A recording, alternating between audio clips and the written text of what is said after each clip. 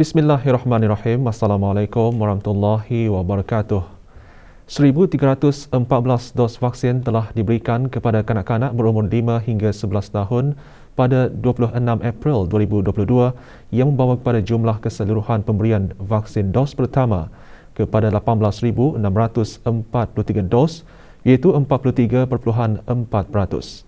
Menteri Kesihatan maklumkan perkara itu semasa sidang media situasi terkini jangkitan COVID-19 di Dewan Al-Afiah Kementerian Kesihatan.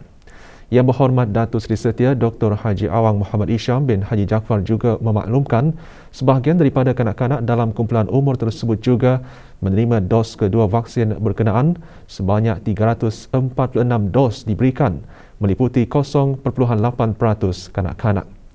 Dalam pada itu, liputan bagi penduduk negara ini yang telah menerima 3 dos vaksin adalah kekal pada kadar 64.7%. Sebanyak 126 kes baru telah dilaporkan, iaitu 115 kes hasil dari ujian ART dan 11 kes adalah hasil dari 765 ujian makmal RT-PCR yang telah dilakukan dalam masa 24 jam. Oleh itu, jumlah keseluruhan kes yang dilaporkan di negara Brunei Darussalam setakat ini ialah 141,531 kes. Statistik harian COVID-19 yang lain pula adalah seperti berikut. Terdapat 2 kes yang masih dikategorikan dalam kategori 5, iaitu mereka yang memerlukan rawatan di unit rawatan intensif. Manakala 1 kes juga masih sedang berada di kategori 4, iaitu mereka yang memerlukan bantuan oksigen dan di bawah pemantauan rapi. Sebanyak 173 kes telah disahkan sembuh, yang membawa jumlah kes yang sembuh kepada 140,422 kes. Jumlah kes aktif pula ialah sebanyak 891 kes, iaitu 20 kes sedang dirawat di hospital, manakala 871 kes sedang menjalani pengasingan diri di rumah. Sempena bulan Ramadan, Yayasan Sultan Haji Hassanal Bolkiah menyampaikan sumbangan berbentuk kewangan dan makanan dengan jumlah keseluruhan RM150,400 kepada 150 buah keluarga terdiri daripada warga emas dan golongan yang memerlukan bantuan di seluruh negara melalui program Ihsan Yayasan Sultan Haji Hassanal Bolkiah. Program adalah sejajar dengan matlamat strategik Yayasan Sultan Haji Hassanal Bolkiah dalam mengimbangi pemedulian terhadap keperluan asasi golongan yang memerlukan. Penyampaian sumbangan secara berperingkat selama 2 hari itu akan diteruskan hari ini. Penyampaian sumbangan bagi Zon 1 di beberapa buah kampung di daerah Brunei dan Muara disempurnakan oleh Yang Berhormat Pihin Datuk Laila Raja Major Jeneral Besar Datuk Paduka Seri Haji Awang Halbi bin Haji Muhammad Yusof, Menteri Pertahanan kedua selaku pengerusi lembaga pengarah yayasan.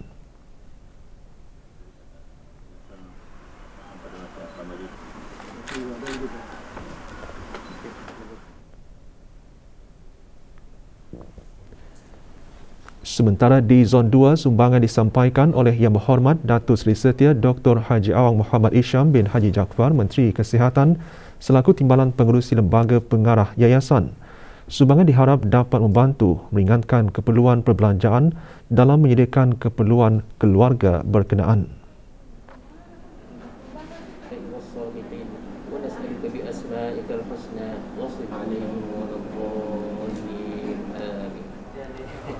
Manakala di Zon 3, penyampaiannya disempurnakan oleh Yang Berhormat Major Jeneral Besar Datuk Paduka Seri Awang Haji Aminuddin Ehsan bin Pihin Orang Kaya Saiful Muluk Datuk Seri Paduka Haji Abidin, Menteri Kebudayaan Belia dan Sukan, selaku ahli lembaga pengarah yayasan dan pengerusi jawatan kuasa meneliti bantuan-bantuan yayasan.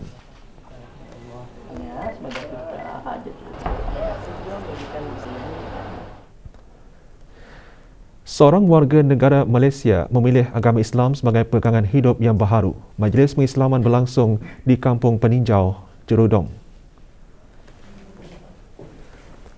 Vignesh Varan Tayanandan kini dikenali dengan nama Islamnya Rizwan Tayanandan bin Abdullah. Majlis pengislaman berlangsung di hadapan pegawai dari Pusat Dakwah Islamiah. Hadir Pengiran Datuk Seri Paduka Haji Bahrom bin Pengiran Haji Bahar, Timbalan Menteri Halih wal Agama.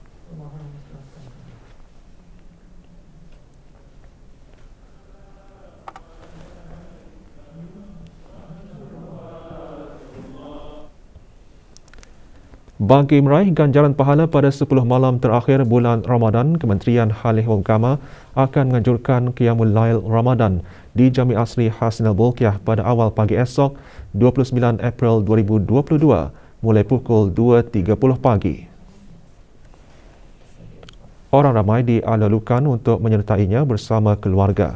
Bagaimanapun, kanak-kanak berumur 11 tahun ke bawah adalah tidak dibenarkan menyertainya. Acara utama Qiyamul Lail Ramadan ialah sembahyang sunat tasbih berjemaah dan doa munajat. Buku panduan melaksanakan Qiyamul Lail akan diberikan secara percuma kepada jemaah yang hadir. Selain jamuan sahur pack food juga akan disediakan. Para jemaah hendaklah mematuhi garis panduan hadir ke masjid.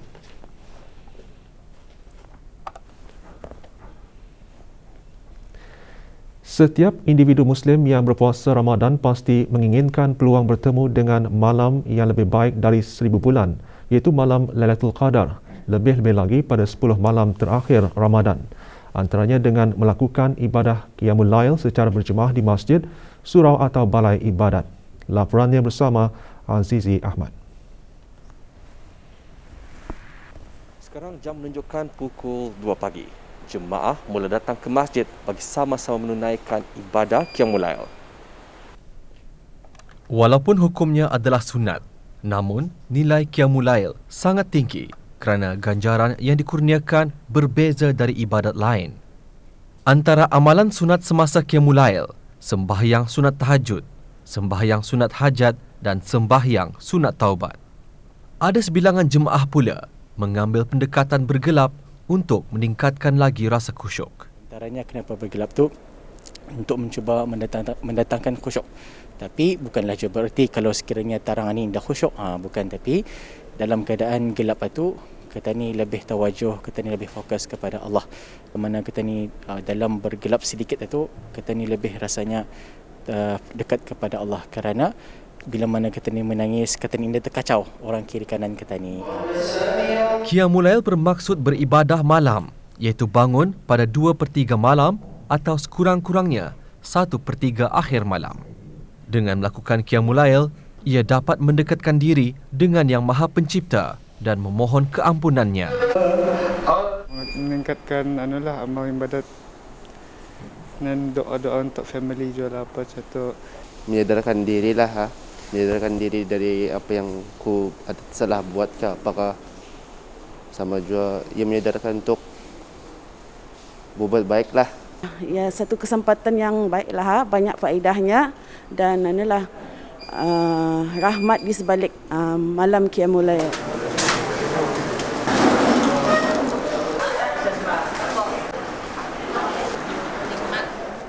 Dengan ganjaran pahala yang besar yang dijanjikan oleh Allah Subhanahu Wa Taala, umat Islam seharusnya merebut peluang meningkatkan amal ibadat lebih-lebih lagi pada 10 hari terakhir bulan penuh berkat ini, termasuk Qiyamul Lail. Semoga kita diberi peluang untuk menemui malam yang lebih baik dari 1000 bulan, iaitu malam Lailatul Qadar. Azizi Ahmad untuk Berita RTB.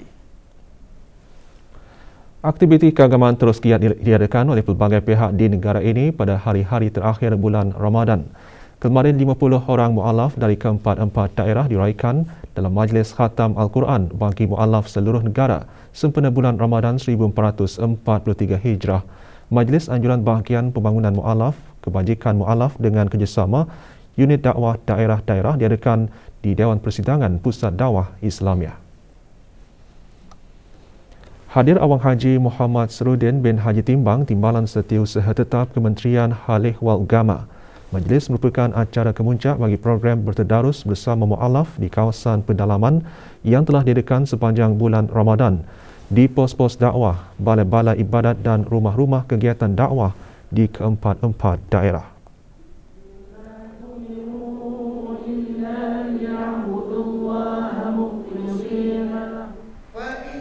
Majlis Khatam Al-Quran juga diadakan oleh Pusat Ihsan Al-Amirah Al-Hajah Mariam. Hadir Pengiran Datin Hajah Nuraini binti Pengiran Dipa Negara Laila Diraja, Pengiran Haji Abdul Mumin, pemegang amanah eksekutif Pusat Ihsan. Majlis diselanjutkan dengan penyampaian derma kepada 47 anak yatim dan orang kurang berkemampuan.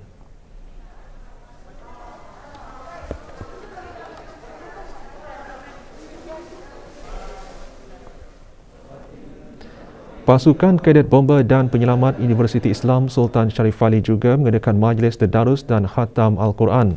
Majlis yang berlangsung di surau universiti berkenaan disertai 35 ahli pasukan Kadet Bomber dan Penyelamat.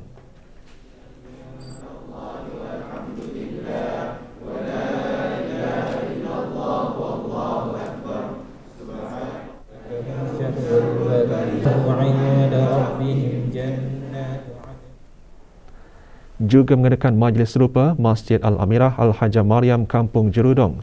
Majlis diselanjutkan dengan penyampaian derma anak-anak yatim kepada 44 orang anak yatim dari kampung berkenaan.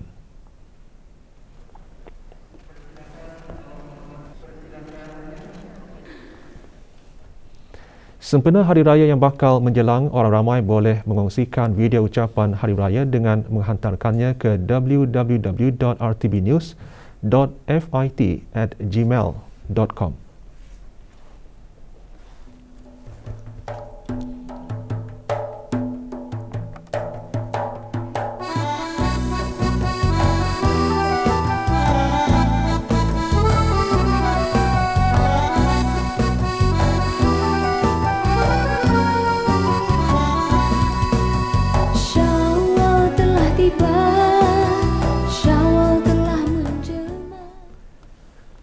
Negara Brunei Darussalam sekarang berada dalam fasa peralihan monsun, iaitu tempoh peralihan selepas monsun timur laut dan sebelum masuki monsun barat daya. Semasa fasa tersebut, keadaan cuaca negara amnya cenderung panas pada waktu siang, manakala kejadian ribut petir berpotensi berlaku di kawasan pedalaman pada waktu petang dan merebak ke kawasan pesisiran dan perairan negara pada waktu malam. Kejadian ribut petir kadangkala lebat dan berangin kencang juga boleh berlaku dan terdapat risiko banjir kilat atau banjir semasa fasa berkenaan. Negara diramal mengalami keadaan cuaca aktif sehingga Ahad 1 Mei 2022 disebabkan pembentukan awan hujan yang aktif. Hujan dan hujan berpetir sekali-sekala dijangka berlaku dengan angin kencang meningkat sehingga 45 km sejam semasa atau dekat hujan lebat atau hujan berpetir. Keadaan laut amnya berombak di paras sedikit di bawah 1.0 meter. Sehubungan itu, orang ramai para pemandu di jalan raya dan para pelaut dinasihatkan supaya sentiasa peka dengan ramalan, nasihat dan amaran cuaca terkini yang dikeluarkan oleh Jabatan Kaji Cuaca Brunei Darussalam dan membuat perancangan yang bersesuaian untuk keselamatan semua. Maklumat cuaca terkini juga boleh diperolehi dengan menghubungi talian cuaca 114 atau melayari laman sesawang www.met.gov.bn atau melalui laman Facebook dan Instagram @BruneiWeather. Jabatan Daerah Brunei dan Muara dengan kerjasama beberapa penderma daripada syarikat swasta dan persendirian di negara ini petang kemarin mengadakan majlis penyampaian derma kepada anak-anak yatim. Majlis berlangsung secara pandu halu di pekarangan Dewan Muhibah Jabatan Daerah Brunei dan Muara Berakas. Penyampaian sumbangan disempurnakan oleh Awang Misli bin Haji Abdul Karim, Pegawai Daerah Brunei dan Muara. 100 orang anak yatim yang bermastautin di Mukim Berakas dan sekitarnya menerima sumbangan tersebut. Majlis antara lain bertujuan membantu meringankan beban anak-anak yatim bagi perbelanjaan sambutan Hari Raya Aidilfitri.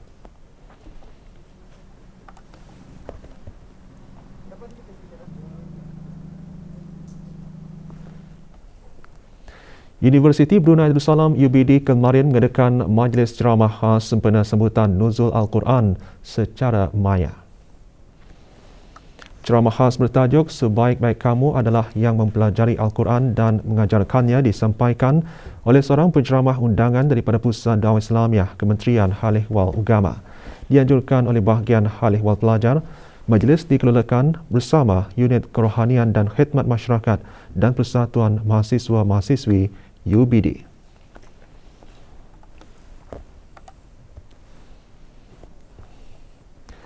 Berikutan penutupan sepenuhnya bangunan letak kereta bertingkat yang menempatkan terminal bas Bandar Seri Begawan.